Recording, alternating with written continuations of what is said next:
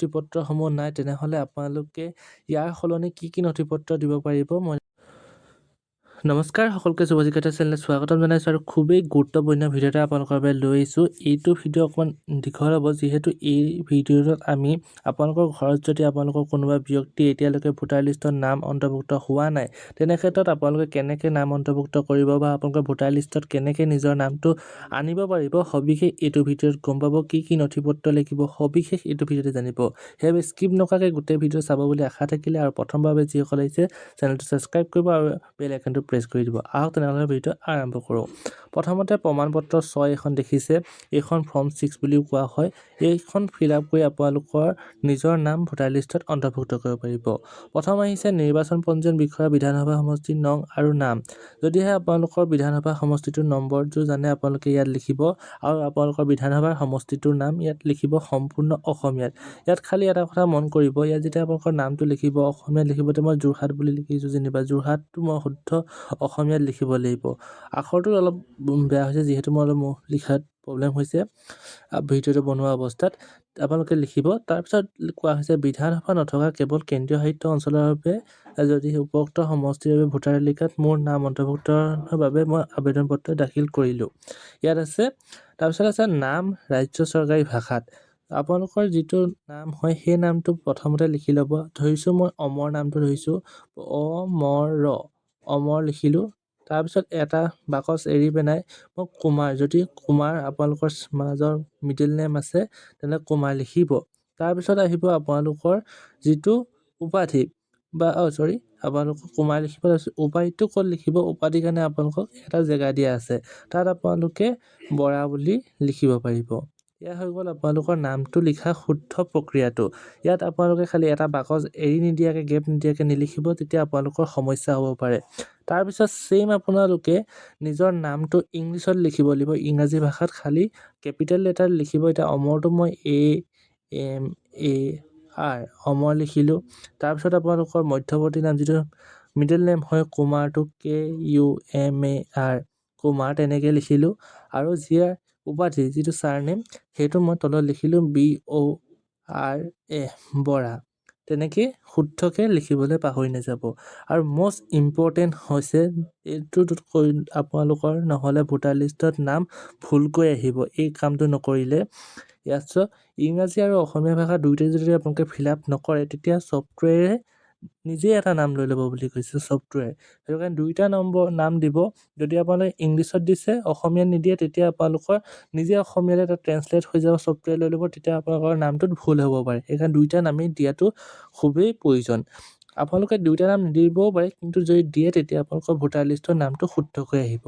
তাৰপিছত আহিছে যিকোনো এগৰাকী আত্মীয়ৰ নাম আৰু উপাধি। আপোনালোকৰ ঘৰত পিতৃ মাতৃ স্বামী পত্নী যাক কোনোবা নাম দিব পাৰে, পিতৃ বুলি দিলে পিতৃ দিব আৰু ব্লেক পেন ইউজ কৰিব মই প্ৰথমতে কৈছোঁ। ওপৰত উল্লেখ কৰা আত্মীয় নাম আৰু উপাধি ডাঙৰ হাতৰ ইংৰাজী আখৰত লিখিবলৈ কৈছে।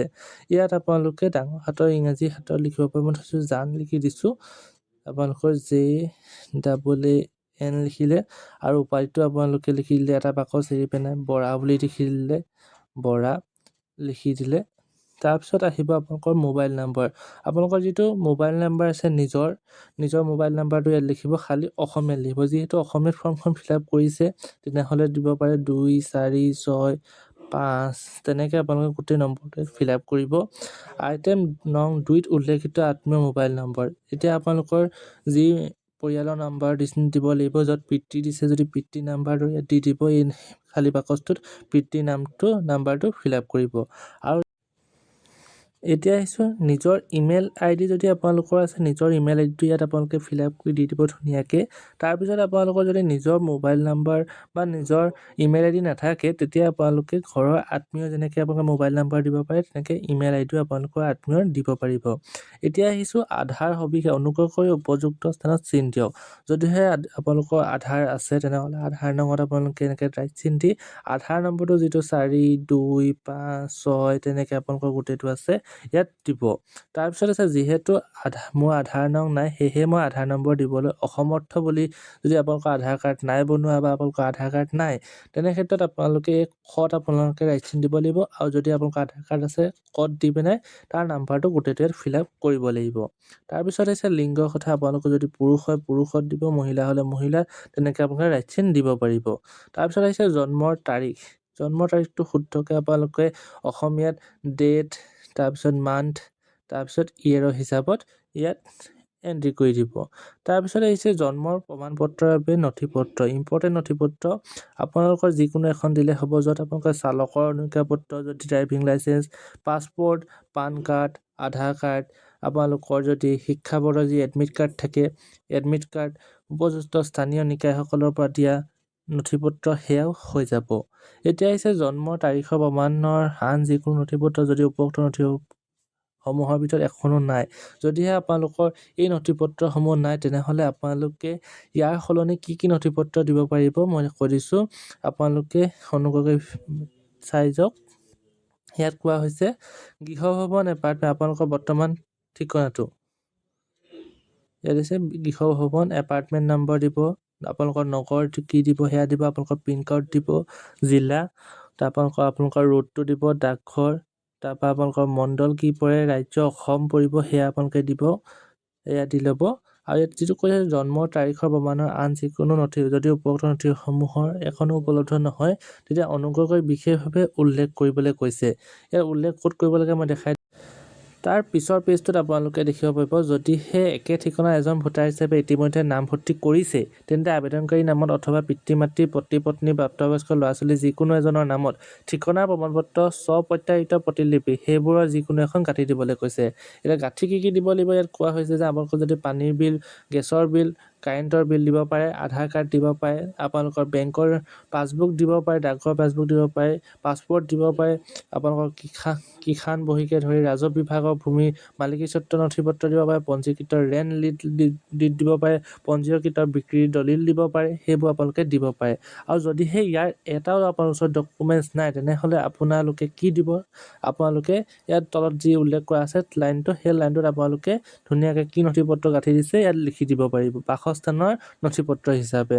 তাৰপিছত আপোনালোকৰ যদিহে আপোনালোকৰ ফিজিকেল হেণ্ডিকেপ হয়, তেনেহ'লে শাৰীৰিকভাৱে সক্ষম হয়, তেনেহ'লে আপোনালোকে কি কৰিব লাগিব, আপোনালোকৰ কি হৈছে, গমন শক্তি যদি দিগদাৰী হৈ যায় বা দৃষ্টি চকুৱে ভালকৈ নেদেখে বা আপোনালোকে কথা ক'ব নোৱাৰে বা শুনাত দিগদাৰী হয়, তেনেহ'লে আপোনালোকে ইয়াত দিব, ক্লিক কৰি আপোনালোকে ৰাইট চিন দিব। যদিহে তাৰ কিমান শতাংশ হয় আপোনালোকে ইয়াত আপোনালোকে যদি 30% হয়, তেতিয়া 30 বুলি লিখি দিব, 20 হয়, 40 হয়, আপোনালোকে লিখি দিব লাগিব, চাৰ্টিফিকেট যদি আপোনালোকৰ আছে। ইয়াত আছে আপোনালোকৰ তাৰপিছত ইতিমধ্যে ভোটাৰ তালিকা অন্তৰ্ভুক্ত মই বাস কৰি থকা বৰ্তমান ঠিকনা মোৰ পৰিয়ালৰ সদস্যসকলৰ সবিশেষ তলত দিয়া ধৰণৰ পৰিয়ালৰ সদস্যৰ নাম, আপোনালোকে পৰিয়ালৰ সদস্যৰ নাম দি দিব, আপোনালোকৰ ঘৰত আত্মীয় যিজন আপোনাৰ দেউতাৰ নাম দিব পাৰে ইয়াত শুদ্ধকৈ। তাৰপিছত আবেদনকাৰীৰ সৈতে সম্পৰ্ক আপোনাৰ দেউতাৰ নাম ইয়াত পিতৃ বুলি দি দিব, পিতৃ বুলি আপোনালোকে দি দিব। তাৰপিছত আপোনালোকৰ তেওঁ PIC নং দিয়া থাকে, সেই PIC নংটো ইয়াত শুদ্ধকৈ ফিল আপ কৰিব। তাৰপিছত আহিব ডিক্লাৰেশ্যন, যিটো ইয়াৰ দ্বাৰা মই মোৰ জ্ঞান আৰু বিশ্বাস মতে ঘোষণা কৰোঁ যে মই এজন ভাৰতীয় নাগৰিক আৰু মোৰ জন্মস্থান হ'ল, আপোনালোকৰ যিখন গাঁও বা নগৰ আছে, যোৰহাট বুলি ধৰি লৈছোঁ, যোৰহাট বুলি আপোনালোকে লিখিব পাৰিব। আৰু জিলা আপোনালোকৰ যোৰহাটে ধৰি লৈছোঁ, মই যিজনে এটা এক্সাম্পল ডেমো হিচাপে ধৰিছোঁ যোৰহাট। তাৰপিছত আপোনালোকৰ ৰাজ্য আপোনালোকে অসম বুলি দিব, ফিল আপ কৰি এইডোখৰত বাকী একো ফিল আপ কৰিব নালাগে, সেইকেইটা আপোনালোকে দিব লাগিব।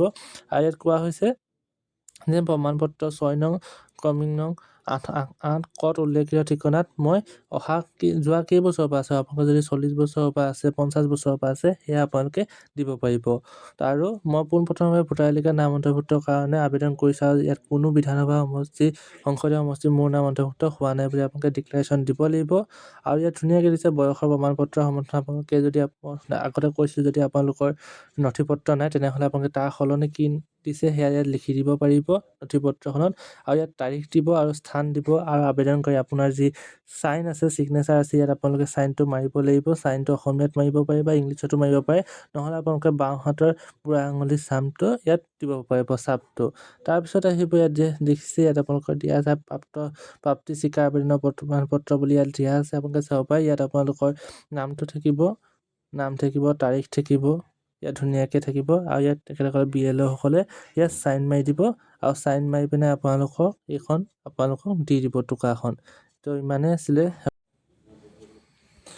তাৰপিছত শেষত আপোনালোকৰ নীতি নিৰ্দেশনাসমূহ উল্লেখ কৰা হৈছে। আপোনালোকে নিজে ইয়াত চাব পাৰিব। প্ৰমাণপত্ৰ 6 সৈতে গাঁঠি দিবলগীয়া কি নথিপত্ৰ আছে ইয়াত ধুনীয়াকৈ উল্লেখ কৰা হৈছে। আৰু এটা কথা ক'ব বিচাৰিছোঁ, ইয়াত যিখন আপোনালোকে ফটো আপলোড কৰিব, ফটো আপোনালোকে গাঁঠি দিব, সেইখন একদম আপ টু ডেট আপডেট যিখন আপোনাৰ ফটো সেইখন আপোনালোকে দিব।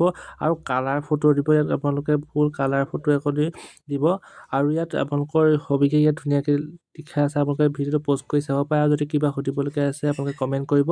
আৰু যদি এতিয়ালৈকে চেনেলটো ছাবস্ক্ৰাইব কৰা নাই, ছাবস্ক্ৰাইব কৰিব আৰু শ্বেয়াৰ কৰি দিব, যাতে সকলোৰে সুবিধা হওক। আপোনালোকৰ লগৰ হওক, আপোনালোকৰ ঘৰৰ আত্মীয় স্বজন হওক, তেখেতসকলক শ্বেয়াৰ কৰি যাব, যাতে আপোনালোকৰ ভোটাৰ লিষ্টত নেক্সটবাৰ আপোনালোকে ভোট দিব পাৰে। আৰু ইয়াত যাতে আপোনালোকৰ এছাৰ কোনো ধৰণৰ সমস্যা নহয়। ইমানেই আছিলে। যদি ভিডিঅ'টো চাই ভাল লাগিছে, লাইক কমেণ্ট ছাবস্ক্ৰাইব কৰিব। আজিলৈ আহিছোঁ, ধন্যবাদ।